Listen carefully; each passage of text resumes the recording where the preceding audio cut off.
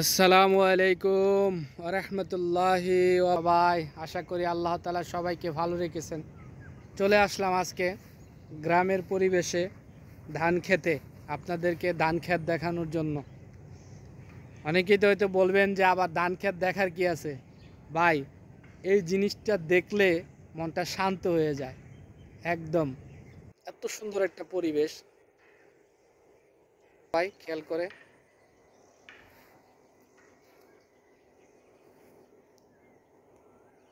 কার না ভালো লাগে বলেন। এই জন্যে ভাবলাম আপনাদের সবাইকে আমি দেখাই, তাহলে আশা করি আপনাদেরও যেদিকে তাকাবেন শুধু এদিকে দেখবেন আপনার ধান ক্ষেত, যেদিকে তাকাবেন সেদিকেই ধান ক্ষেত। ধান ক্ষেত আপনার এই এলাকাটাতে প্রচুর ধান হয়। আমি যদি কখনো চাকরি বাকরি ছেড়ে দিয়ে গ্রামে আসি, ইনশাআল্লাহ ফসল করার আমার খুব ইচ্ছা আছে। আল্লাহ তাআলা যদি আমার তৌফিকে রাখেন আর আমি যদি করতে পারি।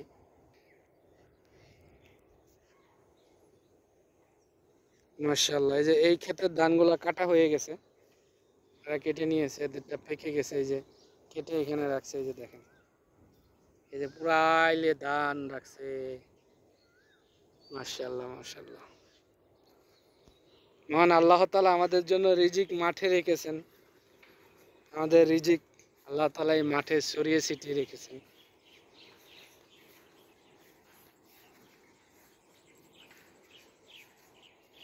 কেমন লাগতেছে আপনাদের অবশ্যই অবশ্যই কমেন্টে জানাবেন। গ্রামের পরিবেশ, গ্রামের দৃশ্য, গ্রামের যে সুন্দর একটা, এই ধানগুলা যদিও পাকে না এখনো, কিন্তু এই ধানগুলা পেকে গেছে। এটা হয়তো আর 2-3 দিনের মধ্যে কাটা পড়বে। এই ধানগুলো পেকে গেছে, কিন্তু এই ধানগুলো এখনো কাঁচা আছে।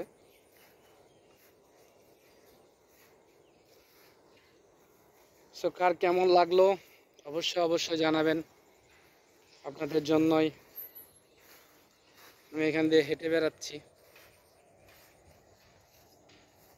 খুব সুন্দর পরিবেশ, মাশাআল্লাহ। আল্লাহ তাআলা আমাদের খাবারগুলো এইভাবেই দেখেন ছড়িয়ে ছিটিয়ে রেখেছেন।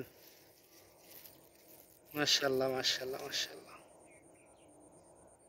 যে মহান, থেকে কিভাবে আমাদের রিজিকগুলা আমাদের জন্য প্রস্তুত করে দেন, সেটা আসলেও আমরা বুঝতে পারি না, যার কারণে আমরা আল্লাহ তাআলার শুকরিয়া আদায় করি না।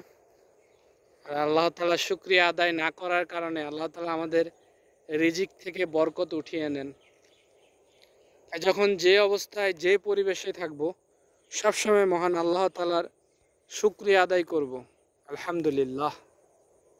কারণ আল্লাহ তাআলা শুকরিয়া আদায়কারীকে খুব বেশি ভালোবাসেন এবং খুব বেশি পছন্দ করেন। আল্লাহ তাআলা শুকরিয়া যে আদায় করে, আল্লাহ তাআলা তার প্রতি সবসময় খুশি থাকেন। সুবহানাল্লাহ। সবাই ভালো থাকবেন, সুস্থ থাকবেন, নিরাপদে থাকবেন। আসসালামু আলাইকুম ওয়া রাহমাতুল্লাহি ওয়া বারাকাতুহু।